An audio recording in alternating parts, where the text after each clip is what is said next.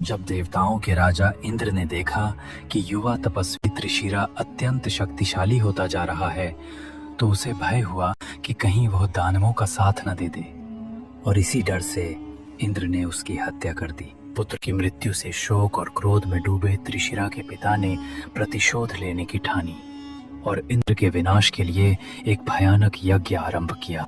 त्वष्टा के उस प्रचंड यज्ञ से जन्म लिया एक भयंकर नागसुर, वृत्रासुर। वो कोई साधारण दानव नहीं था, बल्कि स्वयं अग्नि और मंत्रों से रचा गया एक दिव्य विनाशकारी अस्तित्व। उसका आकार इतना विशाल था कि पर्वत उसके फनों के नीचे दब जाएं, और उसकी दृष्टि में केवल एक लक्ष्य था, देवताओं का विनाश और सबसे पहले इंद्र का अंत।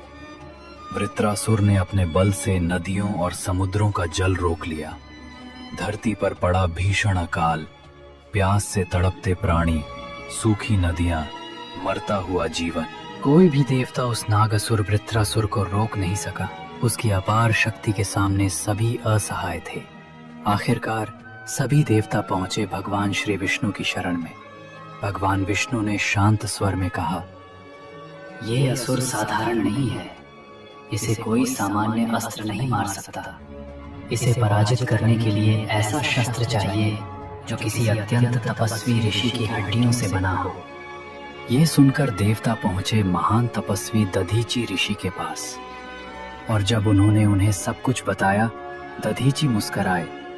उन्होंने बिना एक क्षण की देरी किए लोक कल्याण के लिए अपना शरीर त्याग दिया।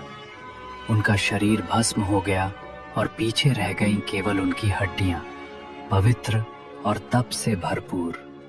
इन्हीं हड्डियों से देवताओं ने रचा वज्र, एक दिव्य शस्त्र। इंद्र अपने हाथ में दिव्य वज्र थामे अपने महान हाथी ऐरावत पर सवार होकर भयावह नाग असुर वृत्रासुर का सामना करने निकले।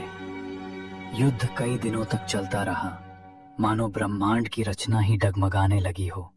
फिर युद्ध के चरम पर इंद्र ने अपनी संपूर्ण शक्ति जुटाई और वज्र को पूरी ताकत से वृत्रासुर की ओर फेंका। वज्र ने उसके कवच जैसे शरीर को चीर दिया।